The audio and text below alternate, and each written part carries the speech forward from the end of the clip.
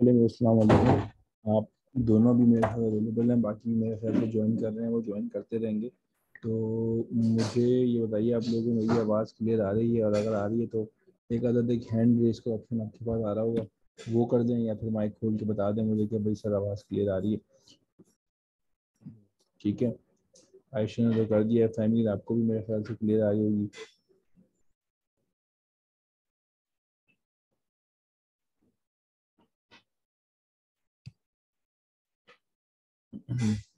चलें शुरू करते हैं हम लोग। ठीक है, और हमारे पास अगर आप देखो तो बिल्कुल स्क्रैच से जो हमने पहली क्लास में पढ़ा था, बहुत सारे मेरे ख्याल से आप दोनों के लिए या फिर और भी ज्वाइन किया तो उसके लिए चीज़ जो है वो बहुत ही कुछ ऐसी बेसिक चीज़ कि आप बोलेंगे सर क्यों पढ़ा रहे हैं, लेकिन हम लोगों को रिवाइज करने की भी ज़रूरत है और हम लोगों को आगे बढ़ने की भी ज़रूरत है, ताकि हम लोगों को साथ साथ पीछे समझते रहें और हम लोग उसको भूलें नहीं। मैंने जो है वो मैंने जो है वो आप लोगों के साथ जो है वो एक वीडियो शेयर करी है। ठीक है, जो यूट्यूब पर डेप्रिसिएशन में कंप्लीट टॉपिक मैंने डाला है।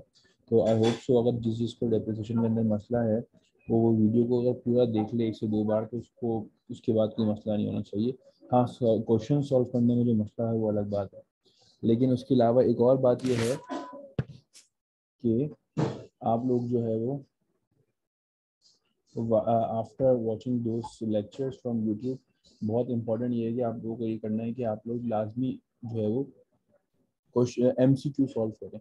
ठीक है,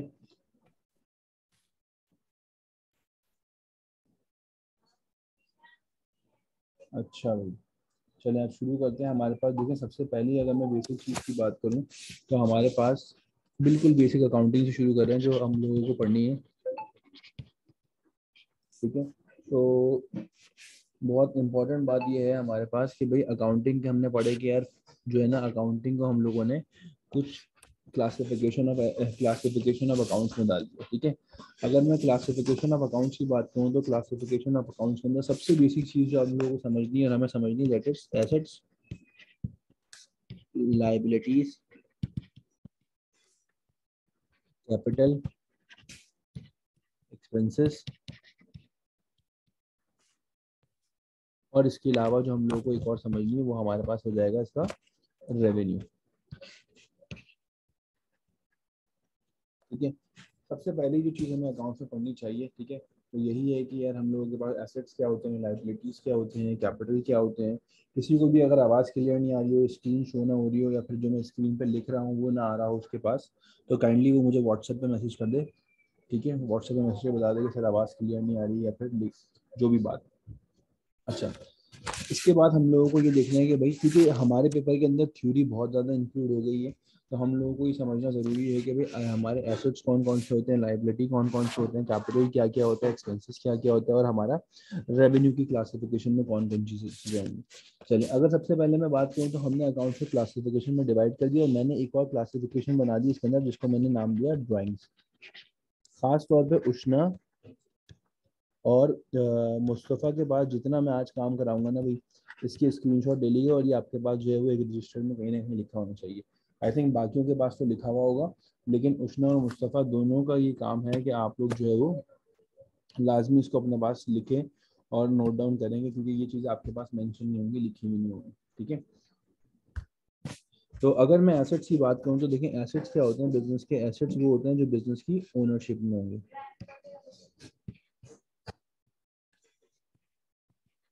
ठीक है, या फिर हमारा जो बिजनेस है वो उन एसेट्स को करता होगा ओन।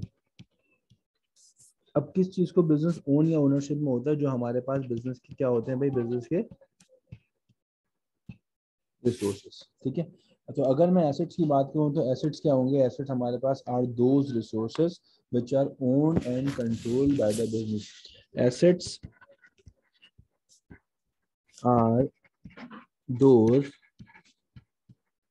रिसोर्सेस which are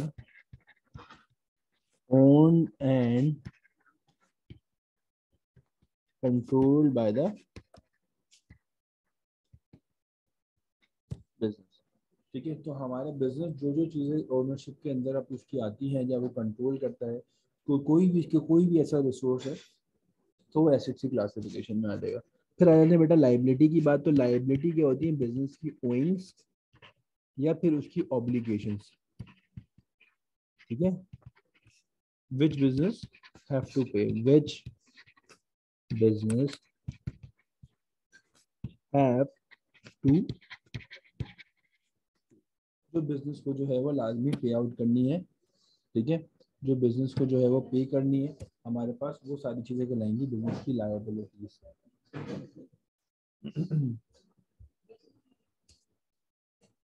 अच्छा भाई, इसके अलावा हमारे पास अगर मैं लाइबिलिटीज की बात करूं तो लाइबिलिटीज फिर यहाँ लिख लेते हैं, liabilities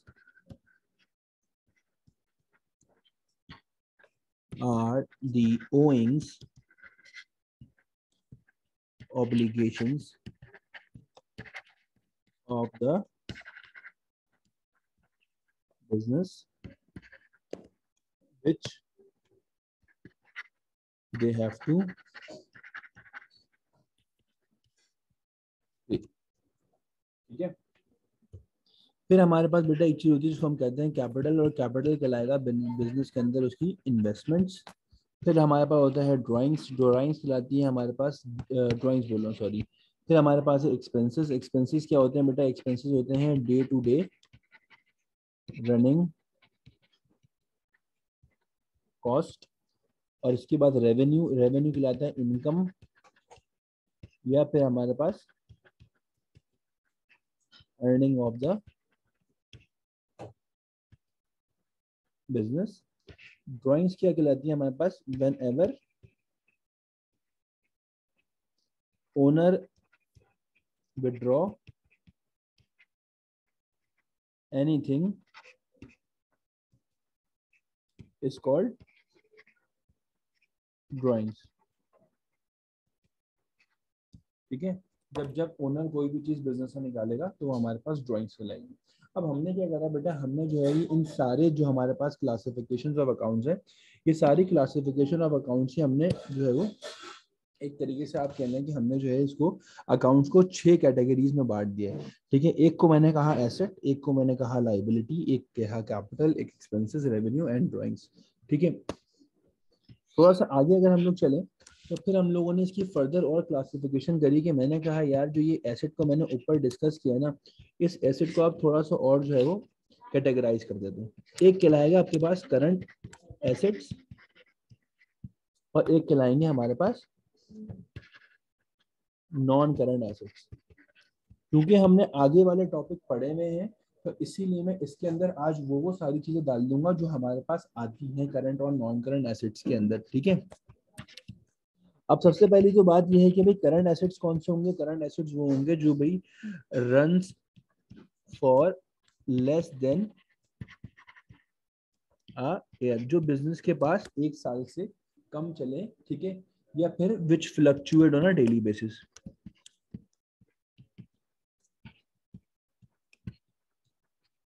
which fluctuate on a daily basis, जो डेली बेसिस के ऊपर फ्लक्चुएट हो रहे होंगे तो वो हमारे पास करंट एसेट्स कहलाएंगे। मैं दोबारा रिपीट कर दूं, उसने तो मुझे बता बोल दिया कि ठीक है कि वो जो है वो कॉपी कर रही है। मुस्तफा मैं फिर आपको बता दूं बेटा, ये जितना भी काम हो रहा है, ठीक है, ये आपको अपने पास, आपके पास एक रजिस्टर्ड में कॉपी जरूर होनी चाहिए आगे पीछे, तो इसको आप साथ साथ कॉपी करिएगा या फिर स्क्रीनशॉट ले लीजिएगा ताकि आपके पास लिखा हुआ हो, ठीक है।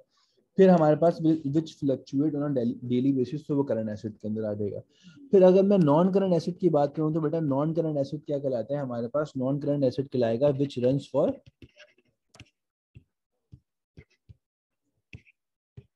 मोर देन अ ईयर, ठीक है। अब हम लोग जो है क्लासिफिकेशन आ गई है, या फिर विच रिमेन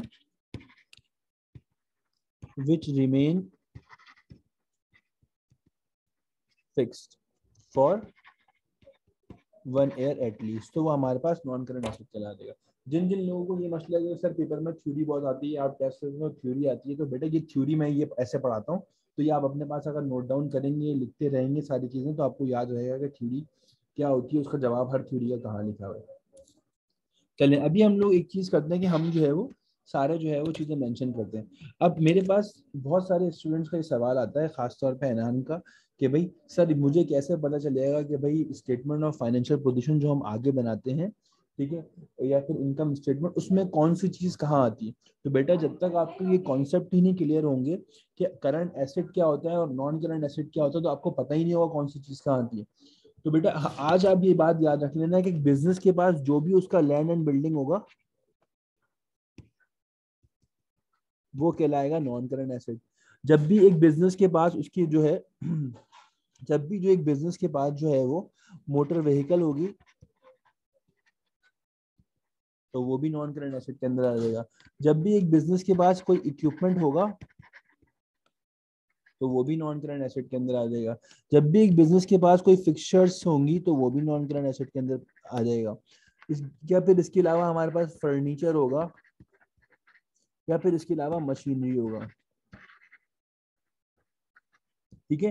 तो जब भी आप स्टेटमेंट ऑफ फाइनेंशियल पोजीशन बनाओ जो हम अभी बनाते हैं, और फहमीद जो हमने अभी तक नहीं पढ़ा तो मैंने इससे समझ में आ रहा होगा कि मैं बार बार स्टेटमेंट ऑफ फाइनेंशियल पोजीशन क्या बोल रहा हूँ, लेकिन जो हमने स्टेटमेंट ऑफ फाइनेंशियल पोजीशन पढ़ी है, एनान, उष्णा और आयशा और इसके अलावा मुस्तफ़ा, मैं आपसे मुखातिब हूँ, तो बेटा आप लोगों को लाजमी पता होगा कि जब भी हम स्टेटमेंट ऑफ फाइनेंशियल पोजीशन बनाते हैं तो उसके अंदर एक हेडिंग आती है नॉन करंट एसेट की।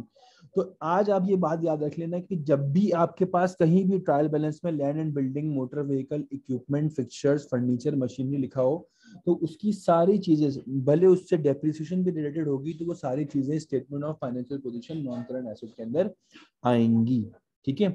अगर ये बात समझ में आती है तो प्लीज प्लीज एक आपके पास एक हैंड रेज करने का ऑप्शन आ रहा होगा, जरा वो थम्स अप करना ताकि मुझे अच्छा लगे कि भाई जो मैं पढ़ा रहा हूँ सबको समझ में आ रहा है। और यहाँ तक की बात अगर सबको समझ में आई है अभी तक तो, या फिर मुझे जो है वो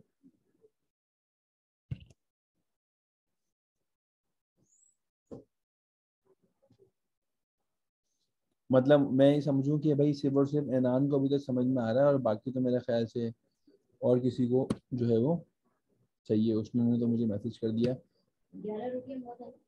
ठीक है। और इसके अलावा हमारे पास जो है वो बाकी सारे भी सही है, सबने बता दिया, ठीक है। चलो ये बात आपको क्लियर हो गई हमारे पास कि लैंड एंड बिल्डिंग आ गया, मोटर व्हीकल आ गए, रिपेयर आ गया, ठीक है।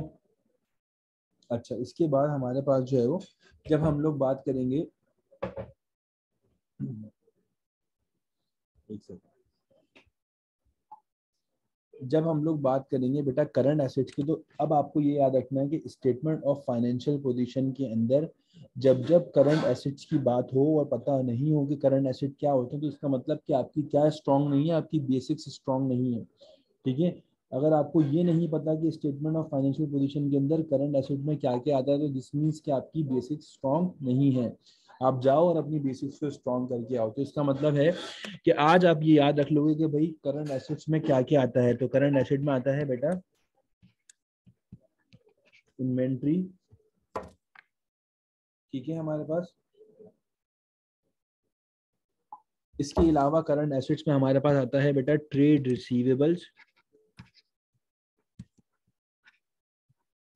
करंट एसेट्स में हमारे पास आता है बेटा, और क्या आता है करंट एसेट्स में हमारे पास आता है प्रीपेड एक्सपेंसेस। करंट एसेट्स में बेटा हमारे पास आएगा अक्रूड इनकम। करंट एसेट्स में हमारे पास आ जाएगा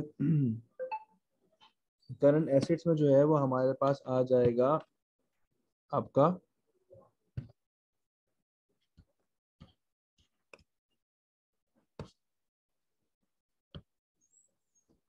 बैंक और बेटा कैश, ठीक है। ये सारी चीजें जो है वो हमारे पास करंट एसेट्स के अंदर हमेशा आएंगी, भले आप कोई भी स्टेटमेंट ऑफ फाइनेंशियल पोजीशन बना रहे हो। हाँ किसी बिजनेस के पास कैश में पैसा नहीं है, बैंक में नहीं, तो वो नहीं आएंगी, वो अलग बात है। लेकिन अगर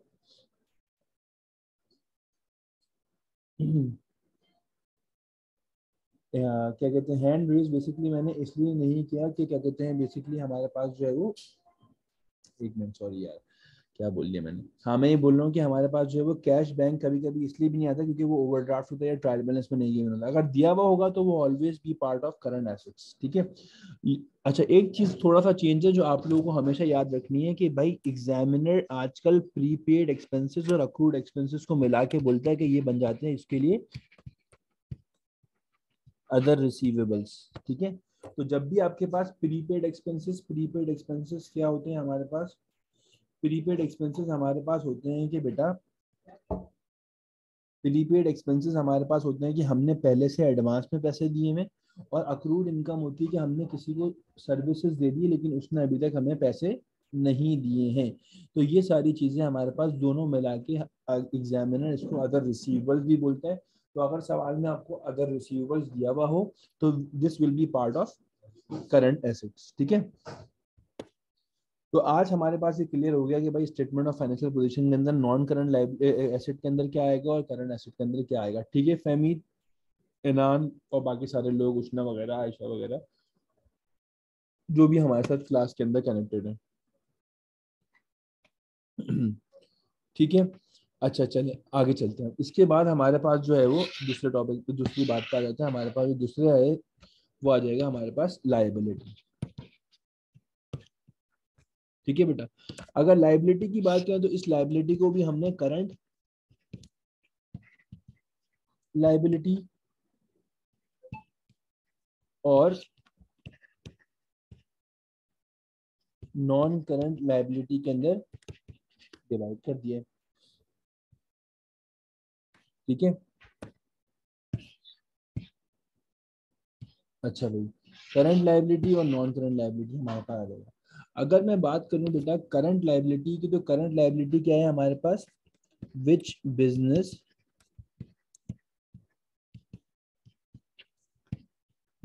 हैव टू पे इन लेस देन ईयर, जो बिजनेस को एक साल के अंदर अंदर पे करनी है, एक साल से पहले पहले, ठीक है, वो कहलाएगी current liability. Non current liability बेटा हमारी क्या होगी, नॉन करंट लायबिलिटी होगी विच बिजनेस हैव टू पे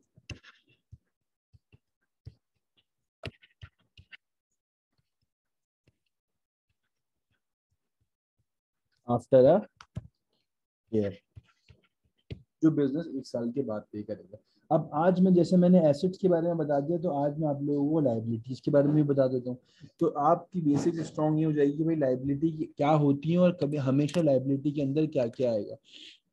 तो बेटा करंट लायबिलिटी के अंदर हमेशा ट्रेड पेबल्स आ जाएंगे, ठीक है। करंट लायबिलिटी के अंदर हमेशा हमारा जो है बेटा अक्रूड एक्सपेंसेस आ जाएंगे, वो एक्सपेंसेस जो हमने अभी तक पे नहीं करें लेकिन उसकी सर्विसेज ले लिए, ठीक है। इसके अलावा हमारे पास जो है करंट लायबिलिटी के अंदर जो है हमारे पास प्रीपेड इनकम आ जाएगी, और एक चीज जिसको हम कहते हैं बैंक ओवरड्राफ्ट, वो करंट लायबिलिटी के अंदर आ जाएगा, ठीक है। बैंक ओवरड्राफ्ट हमारे पास बेसिकली क्या होता है, बैंक ओवरड्राफ्ट कहलाता है बेटा, बैंक ओवरड्राफ्ट हमारे पास कहलाता है विच बिजनेस हैव ओवरड्रॉन, या फिर उसने अपने डिपॉजिट से ज्यादा पैसे निकाल लिए हैं, वो बैंक ओवरड्राफ्ट कहलाएगा। नॉन करंट लायबिलिटी के अंदर बेटा हमेशा हमारा क्या आएगा, नॉन करंट लायबिलिटी के अंदर सिर्फ और सिर्फ अभी तक हमने एक ही चीज पढ़ी है, बैंक लोन। तो जब भी बैंक लोन की बात होगी तो वो नॉन करंट लायबिलिटी में आएगी। अब स्टेटमेंट ऑफ फाइनेंशियल पोजीशन बनाते वक्त कोई मुझसे ये ना पूछे कि भाई करंट लायबिलिटी क्या होती है और नॉन करंट लायबिलिटी क्या होती है, क्योंकि अगर आपको करंट लायबिलिटी का मतलब पता है तो आपको फिर उसके बेसिस भी पता होंगे कि trade payable, accrued expense, prepaid income is part of, and bank overdraft is part of current liability.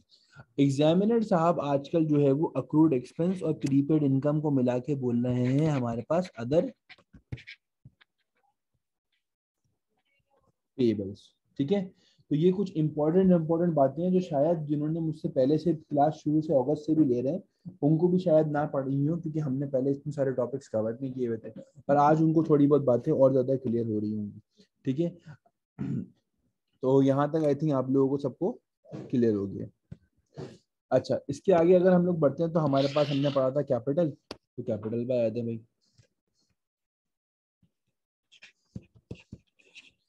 ठीक है बेटा। कैपिटल हमने पढ़ा था, कैपिटल क्या होती है, इन्वेस्टमेंट, तो कैपिटल इन्वेस्टमेंट कहलाएगी, इन्वेस्टमेंट आ जाएगी। इन्वेस्टमेंट से रिलेटेड एक और बात करते हैं कि भाई इन्वेस्टमेंट किस किस फॉर्म में हो सकती है। कोई पैसा बिजनेस में पैसा देके लगा सकता है कैश फॉर्म में, कोई पैसे इन्वेस्टमेंट कर सकता है हमारे पास चेक दे के, तो वो बैंक फॉर्म में हो जाएगी। कोई इन्वेस्टमेंट कर सकता है हमारे पास कैश बैंक के अलावा नॉन करंट एसेट देके। मतलब मैं ये कहूँ कि बोलूँ कि भाई ये एसेट आप मेरा मेरा पर्सनल एसेट जो है ये आप अपने बिजनेस में रख लो, और बिजनेस में रखने के बाद you will consider it as my investment, तो उसको जो है हम अपनी इन्वेस्टमेंट कंसिडर कर लेंगे। ठीक है, वो हमारी इन्वेस्टमेंट के अंदर काउंट हो जाएगा। या फिर इसके अलावा कभी कभी हम लोग इन्वेंट्री को भी बोलते हैं कि भाई इन्वेंट्री भी कोई लेके आ गया और वो बोल रहा है कि भाई ये इन्वेंट्री आप माय एसेट कंसिडर कर लो। ठीक है, तो यहाँ तक हमारे पास बेसिकली क्या हुआ, हमने कैपिटल पढ़ लिया। कैपिटल से रिलेटेड इसके अलावा हमारे पास जो है वो एक और आगे चलेंगे तो और चीजें आ जाएंगी हमारे पास कि भाई इससे रिलेटेड एक और चीज होती है जिसको हम कहते हैं अकाउंटिंग इक्वेशन। ठीक है, अकाउंटिंग इक्वेशन क्या होती है बेटा? अकाउंटिंग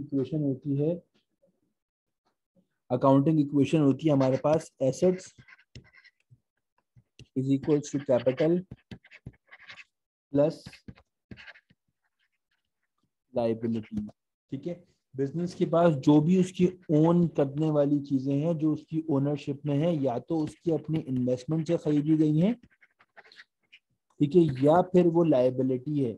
लाइबिलिटी का मतलब ये है कि वो उसकी ओइंग्स है। ठीक है, इसकी एग्जांपल मैं देता हूँ कि भाई बिजनेस ने एक खरीदा हमारे पास एसी 15,000।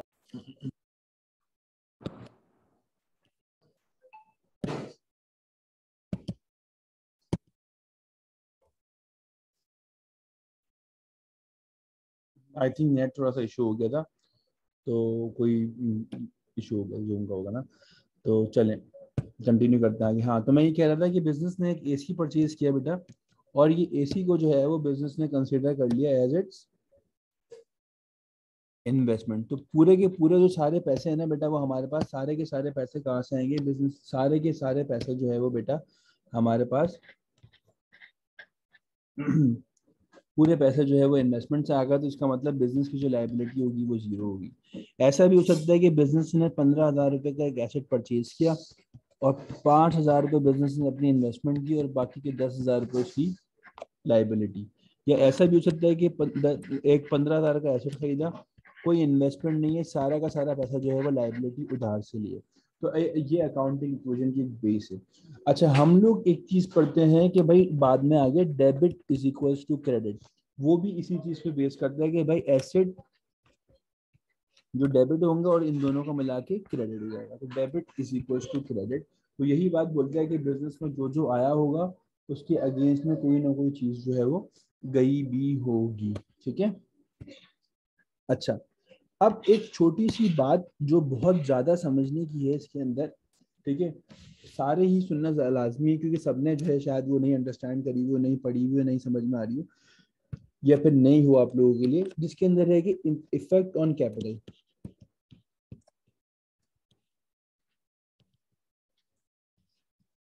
कैपिटल के ऐसे क्या रीजंस हैं जिसकी वजह से आपके बिजनेस का कैपिटल बढ़ेगा, या फिर क्या रीजंस हैं जिसकी वजह से आपके बिजनेस का कैपिटल जो है वो कम हो जाएगा। ठीक है, देखो अगर तो बिजनेस के अंदर कैपिटल बढ़ रहा है तो उसका पहला रीजन हो सकता है एडिशनल कैपिटल। एडिशनल कैपिटल का मतलब है कि ओनर्स ने बिजनेस में और पैसा लगा दिया तो कैपिटल की वैल्यू बढ़ गई। ठीक है, इसका एक और रीजन है कि बिजनेस ने कमाया है नेट प्रॉफिट और वो बिजनेस से निकाला नहीं है। जब बिजनेस ने पैसा कमाया और बिजनेस से निकाला नहीं है तो बिजनेस का जो कैपिटल लगा है वो और बढ़ जाएगा। तो एडिशनल कैपिटल और नेट प्रॉफिट की वजह से हमेशा आपका कैपिटल इंक्रीज होगा। ठीक है, ड्रॉइंग्स की वजह से और नेट लॉस की वजह से हमेशा जो है वो आपका प्रॉफिट क्या होगा और कैपिटल क्या होगा बेटा, कम हो जाएगा। जब जब बिजनेस को लॉस होगा तो इसका मतलब है कि हमारे पास जब जब बिजनेस को लॉस होगा तो इसका मतलब ये है कि बिजनेस का कैपिटल कम हो रहा होगा, और जब जब बिजनेस को प्रॉफिट हो रहा होगा तो उस वक्त बिजनेस का कैपिटल बढ़ रहा होगा, या कैपिटल और कोई इन्वेस्टमेंट आ रही होगी, एडिशनल कैपिटल जिसको हम कहते हैं। तो ये दो इंपॉर्टेंट बातें हैं जो शायद पहले वालों ने भी ना पढ़ी हो और अभी जो है वो अलग हो। ठीक है, इसको हम लोग आगे लेके चलते हैं, और तो हमारे पास जो है वो थोड़ी सी और चीजें हैं, जैसे कि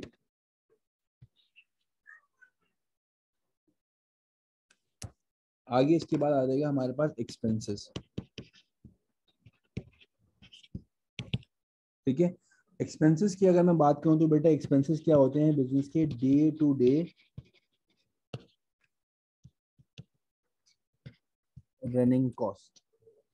day to day running cost is called expenses. ठीक है, जब अब एक्सपेंसेस होते क्या क्या हैं, तो एक रेंट बिजनेस का एक्सपेंस हो सकता है। ठीक है, इसके अलावा सैलरीज एंड वेजेस, इसके अलावा हमारे पास जो है वो मार्केटिंग एक्सपेंस, इसके अलावा जो है हमारे पास बेटा डेप्रिसिएशन, इसके अलावा जो है बेटा bad debts, increase in provision for doubtful date, and many more things जो हमारे पास एक्सपेंसेस के अंदर काउंट हो सकती हैं, जैसे कि डिस्काउंट अलाउड।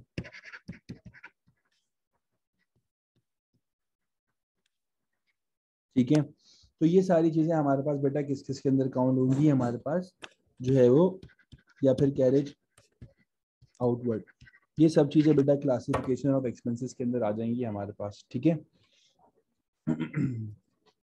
फिर आगे हमारे पास इसके अंदर और चलेंगे तो हमारे पास और चीजें आएंगी, जिसके अंदर हमारे पास है रेवेन्यू। और रेवेन्यू को बेटा हम लोग इनकम भी बोलते हैं बिजनेस की। ठीक है, और अर्निंग्स भी बोलते हैं। तो रेवेन्यू क्या क्या होता है बेटा, रेवेन्यू बिजनेस की सेल्स हो सकता है। रेवेन्यू जो है हमारे पास, रेवेन्यू जो है वो अदर इनकम के अंदर जो डिस्काउंट रिसीव आती है वो भी हो सकता है। ठीक है, डिस्काउंट रिसीव भी हमारे पास आ सकता है इसके अंदर। इसके अंदर हमारे पास decrease in provision for doubtful debt आ सकता है, decrease in provision for doubtful debt, ये भी हमारे पास बेटा अर्निंग का पार्ट है या फिर इनकम का पार्ट है। रेंट रिसीव्ड,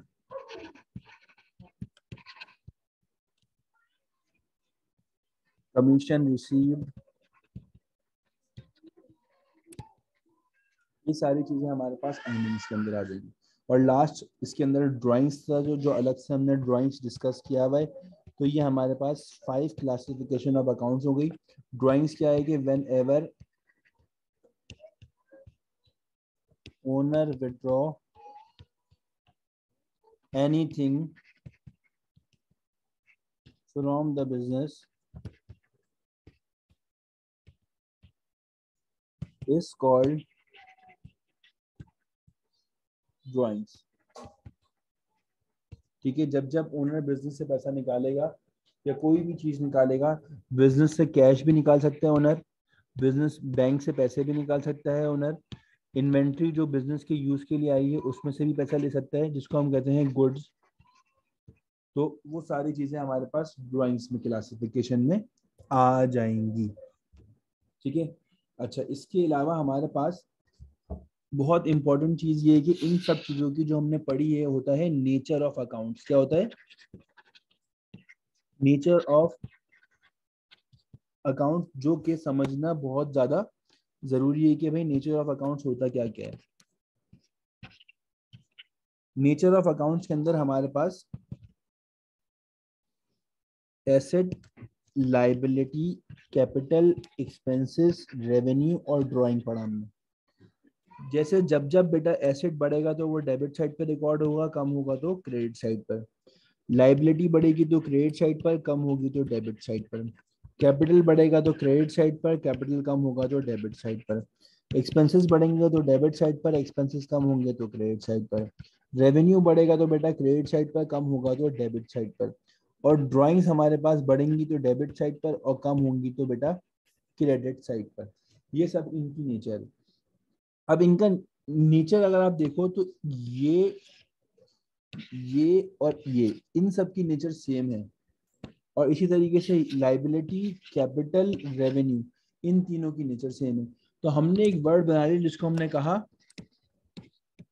डेड, और एक को हमने कहा भाई क्लिक, CLIC।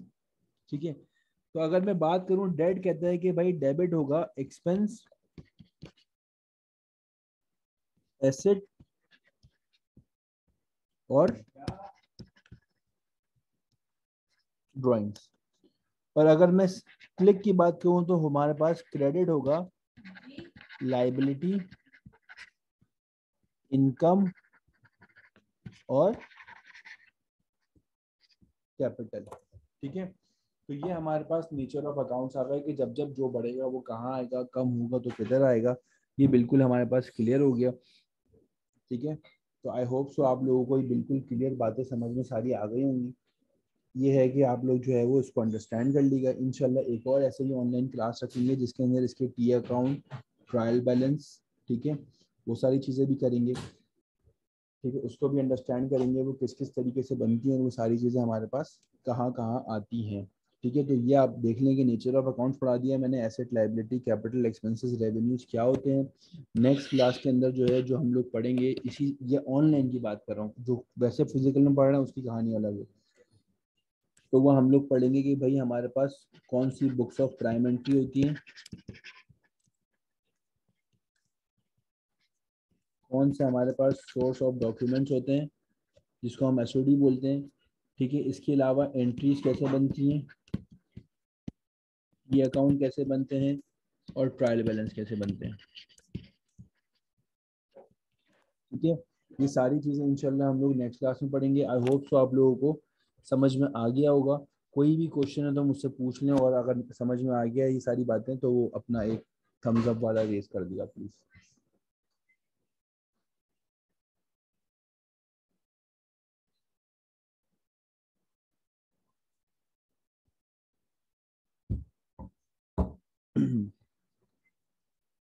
ठीक हो गया बेटा। तो आई होप सो आप लोगों को जो है ये सारी चीज़ें क्लियर हो गई होंगी। उष्ना और मुस्तफ़ा, ये जितनी भी चीज़ें हैं बेटा, ये आप लोग अपने रजिस्टर में लाजमी लिख लीजिएगा। और फिर इंशाल्लाह ये है कि हम लोग जो है वो नेक्स्ट क्लास इसी तरीके से ऑनलाइन रख लूँगा, मैं किसी दिन आप लोगों को सुबह से इन्फॉर्म कर दूंगा। फिर हम लोग उसके अंदर जो है इसको अकाउंट्स, टी अकाउंट्स कैसे बनाते हैं। थोड़ा ऊपर करना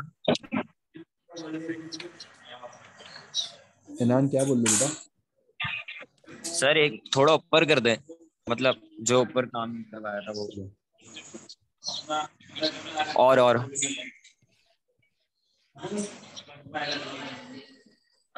थोड़ा और